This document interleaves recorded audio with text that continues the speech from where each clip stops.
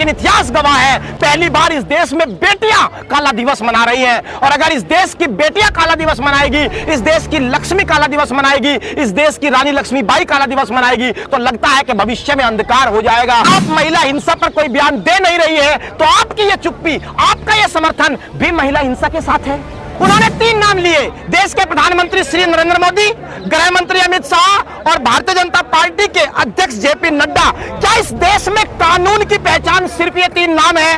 तमाम संस्थाएं खत्म हो चुकी है, कोई जांच एजेंसी बची नहीं। क्या नरेंद्र मोदी देश के प्रधानमंत्री होकर अब ये भी जांच करेंगे कौन आरोपी है कौन नहीं? निर्भया के लिए जब ये लोग निकले थे, क्या ये राजनीति कर रहे थे? अगर निर्भया के मामले में ये लोग राजनीति कर रहे थे, बेटियों के मामले में अगर सड़क पर आना राजनीति है, तो फिर हम राजनीति ही कर रहे हैं। ये बेटियां लाल किले की प्राचीर से इस देश के प्रधानमंत्री से पूछेगी कि कानून की वो कौन सी कमजोरी थी कि ब्रजभूषण शरण सिंह की चौखट पर जाकर उसने घुटने टेक दिए थे। ये बेटियां पूछेगी कि जब सूरज उगता था, जब इस देश में बेटी पढ़ाओ बेटी बचाओ का नारा लगता था, उस वक्त जंतर मंतर की सड़कें से खिड़कियां बंद प्रधानमंत्री कार्यालय की क्यों हो गई थी? लेकिन इतिहास गवाह है पहली बार इस देश में बेटियां काला दिवस मना रही हैं। और अगर इस देश की बेटियां काला दिवस मनाएगी, इस देश की लक्ष्मी काला दिवस मनाएगी, इस देश की रानी लक्ष्मीबाई काला दिवस मनाएगी, तो लगता है कि भविष्य में अंधकार हो जाएगा। इसीलिए तमाम रोशनी आज काली नजर आती है, क्योंकि दरअसल न्याय अधूरा है। और अगर न्याय अधूरा है तो अंधकार तब तक रहेगा जब तक सरकार की चौखट से गिरफ्तारी रूपी रोशनी निकल कर नहीं आती। इसीलिए यह बड़ा सवाल है। अब तो कर्नाटक का इलेक्शन भी निपट गया, अब लगता है सरकार जागेगी। देखिए, हमें लगता है कि कर्नाटक इलेक्शन मुद्दा नहीं था, सरकार पहले भी जागी हुई है, जागी है तभी तो बचा रही है। सो रही होती तो गिरफ्तारी हो जाती। भाई कानून क्या कहता है? कानून कहता है गिरफ्तारी होनी चाहिए, सरकार जगी है शायद इसीलिए गिरफ्तार नहीं हो रहे हैं। एक बात आप समझ लीजिए, इस देश की कानून की किताब में अगर पहली ही लाइन नहीं पढ़ी जा रही है तो हम ये पन्ना ये कहकर नहीं पलटने देंगे कि ये राजपूतों की लड़ाई है, मैं तो इंसाफ मुझे चाहिए, मैं सीधा आदमी हूं, मैंने कुछ नहीं किया, मैं शिलाजीत की रोटियां खाता हूं क्या? तमाम बहानेबाजी चलेगी नहीं। इस देश में कानून पहली लाइन से लागू होगा। इस आदमी को जेल के सलाखों के पीछे जाना होगा, तरीके चाहे जो। साहब कह रहे हैं अनुराग ठाकुर की रोडों पे न्याय थोड़ी मिलेगा, घर जाइए हो जाएगा कानून के तहत। अनुराग ठाकुर की पूरी बात कर लेते हैं। अनुराग ठाकुर ने कितने बयान बदले मैं आपको बताता हूं। सबसे पहले जनवरी में जब ये बच्चे आई थी तो यहां मिलने सबसे पहले अनुराग ठाकुर ही आए थे। उन्होंने कहा कि इंसाफ मिलेगा, कमेटी कार्रवाई करेगी। जो कमेटी बनी 3 महीने में वही ये भूल गई कि मैं कमेटी हूं। तो जब कमेटी को ही कमेटी याद नहीं रही तो इन बच्चों को दोबारा आना पड़ा। दूसरा झूठ इस देश में अनुराग ठाकुर मंत्री जी ने कहा कि मैंने 12 घंटे खिलाड़ियों से मुलाकात की है, वो प्रोसीडिंग्स जारी कर दे 12 घंटे की, तो ये बात झूठ है, ये साबित हो जाएगा। 2 मिनट को 12 घंटे का नारा आप लगा दोगे, इस बात से काम नहीं चलेगा। तीसरी बात, अब वो कह रहे हैं कि कानून कार्रवाई करेगा। कानून क्या है? एक बार मंत्री जी से आप माइक लगाकर ये और पूछाइए, क्या ये सच नहीं है कि कानून यही कहता है कि पोक्सो में FIR होने के बाद गिरफ्तारी होगी? अगर कानून ये कहता है तो जिस देश में सबसे बड़ी पार्टी की सरकार हो, तथाकथित दुनिया की सबसे बड़ी पार्टी, जिसके पास लोकसभा में 302 सांसद हो, जिसके पास समूचे भारत में 1410 विधायक हो, जिसके पास 23 प्रवक्ता हो जो राष्ट्रवाद का गुणगान 24 घंटे टीवी के फर्जी चैनलों पर करते हो, उस वक्त कोई एक व्यक्ति आकर के बता दे कि इस आदमी की चौखट पर कानून आज नतमस्तक क्यों खड़ा है? अच्छा, मोदी जी के एक ट्वीट तक नहीं आ रहे। मोदी जी केरला स्टोरी पे कहते जाके देख लीजिए, बेटी के साथ न्याय हुआ वो। हाँ, यही दुख की बात है कि केरला स्टोरी पर मोदी जी से भी पहले आप थोड़ा सा एक कदम नीचे आओ। Women empower ministry Smriti Irani के पास है, मामला महिलाओं का है। मैडम गई है, फिल्म देखकर बाहर निकल करके कहती है कि सूबे की कोई भी सरकार या सूबे का जिस सूबे का मुख्यमंत्री से बैन करेगा, यह माना जाएगा कि वो महिला हिंसा के साथ है। क्यों ना मैडम हम ये मान ले कि आप महिला हिंसा पर कोई बयान दे नहीं रही है तो आपकी ये चुप्पी, आपका ये समर्थन भी महिला हिंसा के साथ है। इसीलिए आपको कहा जा रहा है कि अगर केरला स्टोरी हर चीज का समाधान है तो चस्पा कर दो संविधान की किताब के ऊपर केरला स्टोरी का एक पोस्टर, जिससे देश का हर समस्या का समाधान हो जाए। तो मोदी जी का ट्वीट नहीं आना किस तरीके से देखते हैं? कोई बयान नहीं आया। हम कह रहे हैं कि क्या ट्वीट का मुद्दा है क्या यार?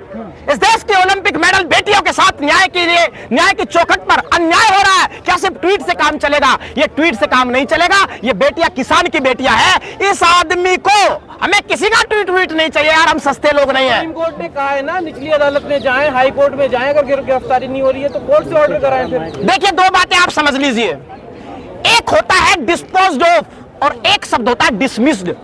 हमारी एप्लीकेशन को जिस तरह मीडिया पेश कर रहा है वो डिस्पोज ऑफ हुई है, वो डिसमिस नहीं हुई। कोर्ट ने कहा कि आपने पेटिशन में इतनी ही डिमांड की थी कि एफआईआर करा दो, हमने आपका काम पूरा कर दिया। दूसरी बड़ी बात, अगर हमें सिर्फ कोर्ट से ही न्याय चाहिए होता तो हम महंगे वकीलों के पास आते, गांधी के रास्ते पर चलकर सड़क पर संघर्ष नहीं करते। हमारा सवाल देश की सरकार से है और भारत की संविधान सभा ने यह सुनिश्चित किया था कि इस देश में न्यायपालिका, कार्यपालिका और विधायिका 3 अभिन्न अंग है। तो न्यायपालिका ने अपना काम पूरा कर दिया, बात कार्यपालिका से हो रही है और इसे यह काम करना होगा क्योंकि कानून लागू करने की जिम्मेदारी दिल्ली पुलिस की है और मौजूदा सरकार की है। दिल्ली पुलिस तो अमित शाह क्या है, वो कह भी रहे अमित शाह मोदी जी कहते इस्तीफा दे दूंगा मैं। सवाल यही है कि इस आदमी को इतनी हिम्मत किसने दी कि अपने कुकर्मों को छिपाने के लिए इसने प्रधानमंत्री के नाम की चादर ओढ़ ली। 3 नाम ले लिए ना जी, उन्होंने 3 नाम लिए, देश के प्रधानमंत्री श्री नरेंद्र मोदी, गृह मंत्री अमित शाह और भारतीय जनता पार्टी के अध्यक्ष जेपी नड्डा। क्या इस देश में कानून की पहचान सिर्फ ये 3 नाम है?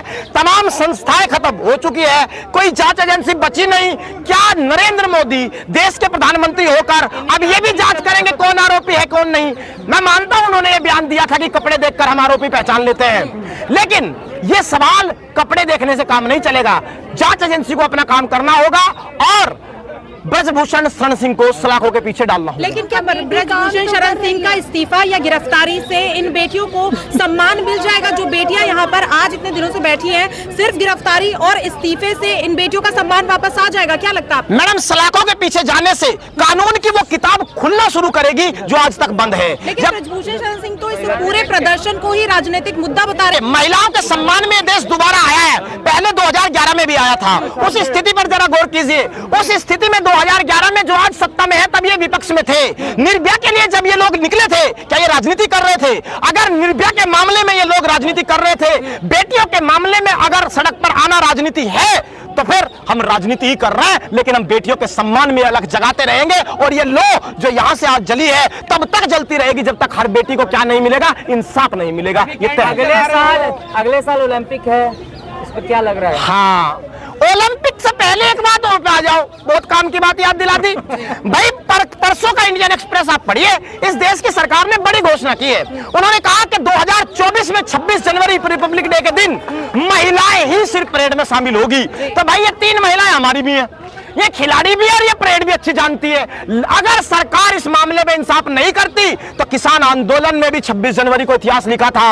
ये बेटियां लाल किले की प्राचीर से इस देश के प्रधानमंत्री से पूछेगी कि कानून की वो कौन सी कमजोरी थी कि ब्रजभूषण शरण सिंह की चौखट पर जाकर उसने घुटने टेक दिए थे। ये बेटियां पूछेगी कि जब सूरज उगता था, जब इस देश में बेटी पढ़ाओ बेटी बचाओ का नारा लगता था, उस वक्त जंतर मंतर की सड़कें से खिड़कियां बंद प्रधानमंत्री कार्यालय की क्यों हो गई थी? ये बेटियां पूछेगी कि हर नन्ही गुड़िया को इंसाफ कब मिलेगा? मोदी की उसी लाल किला से तो बेटी बचाओ बेटी पढ़ाओ की बात कर। हाँ, उसी लाल किले से ये भी करेंगी।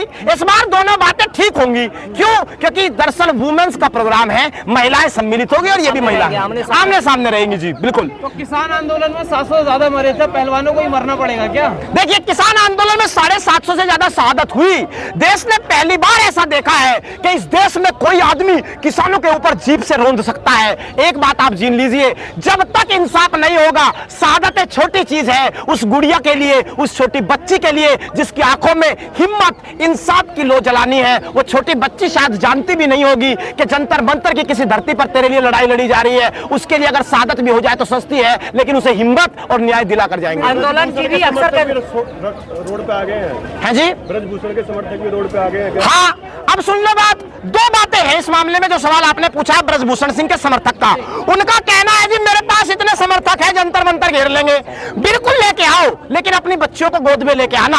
अपने बच्चों को ब्रजभूषण शरण सिंह के समर्थक गोद में उनसे नजर मिला करके कह दे कि बेटियों को इंसाफ दिलाना गुनाह है। वो कह रहे जी ट्रैक्टर हमारे पास भी बहुत है, ट्रैक्टर तो ले आओ, क्योंकि एक कहावत है कि वो मेरी पीठ में पीछे से खंजर तो घोपेगा, नजर मिलाएगा तो मुझे कैसे मारेगा। ट्रैक्टर तो आ सकता है, लेकिन वो बेटियों के खिलाफ, इंसाफ के खिलाफ, बच्चियों के खिलाफ चलेगा कैसे? उसे ड्राइवर को कह रहे यहाँ पे टुकड़े टुकड़े गैंग की एंट्री हो चुकी है, शाहीन बाग वाले आ चुके हैं। हम एक बात आप समझ लीजिए, मैंने पहले भी इस बात का जिक्र किया है। देखो, हमारा हो रखा है ट्यूशन पूरा। क्यों हो रखा है? और बता देता हूं आगे क्या होगा। किसान आंदोलन में यही काम होते थे। पहले खालिस्तानी खालिस्तानी खालिस्तान दो, कौन पता नहीं पागल आ जाता था, हमने कहा भाई पुलिस को पकड़ो, हमारा क्या मतलब खालिस्तान से। फिर आ गए हिंदू राष्ट्र दो, हमने कहा भाई पकड़ो, हमारा क्या मतलब हिंदू राष्ट्र से। फिर क्या हुआ, अचानक से कुछ लोग आ गए, सड़क खाली करो, हम तो बिजी हैं, हमें दिक्कत होती है, पत्थरबाजी हुई किसानों के ऊपर। यहाँ पत्थरबाजी भी हो सकती है।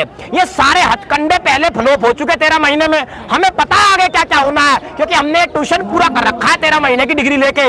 तो इन चीजों से हम घबराते नहीं, हमें पता है कितने हथकंडे अपनाए जाएंगे। आज आंदोलन जीवी भी है, कल शायद फिर खालिस्तानी कहे जाएंगे, कल फिर पाकिस्तानी कहे जाएंगे। हो सकता है कोई आकर के बेचारा ये भी कह दे ब्रिटेन से फंड लेके बैठे हैं। तो क्या सरकार यहाँ पर इस पूरे मुद्दे को साल 2024 के चुनाव के लिए इस्तेमाल कर रही है? तपती धूप में गर्म सड़क पर अगर इन बेटियों के पैरों में छाले पड़ जाएंगे, उसके बाद अगर सरकार ने इंसाफ दिया तो उस इंसाफ की हिम्मत क्या बचेगी, वजूद क्या बचेगा, ये एक सवाल है। यानी कि साल 2024 में कहीं ना कहीं भाजपा को बाहर कर देगी जनता अगर अभी भी इन बेटियों को इंसाफ नहीं दिया है सरकार ने तो? मैडम 2024 में वोट बाद का विषय है, पहला विषय यही है कि इस देश के प्रधानमंत्री जनता के बीच में अपने माथे पर यह नोटिस चस्पा करके कैसे जाएंगे कि मैंने इस देश की बेटियों को दांव पे लगाकर ब्रजभूषण शरण सिंह को बचा लिया। आखिरी सवाल, ब्रजभूषण कह रहे हैं अगर मैं दोषी पाया जाऊं तो मुझे फांसी में चढ़ा दीजिए, वो डंके की चोट पर कह रहे हैं मीडिया में। डंके की चोट पर क्यों कह रहे, सब कारण जानो।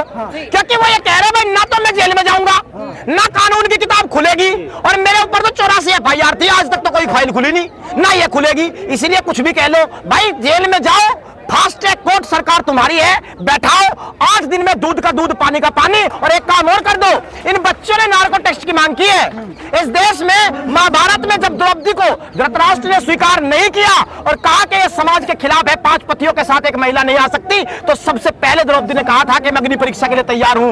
एक बात ध्यान रखना, इन बच्चों ने अग्नि परीक्षा की बात कही है, अगर वो आदमी फांसी पर लटकना चाह रहा है उससे पहले वो अग्नि परीक्षा दे दे, नार्को टेस्ट करवा ले और खुद ही आकर के कह दे, बात ही खत्म हो जाएगी।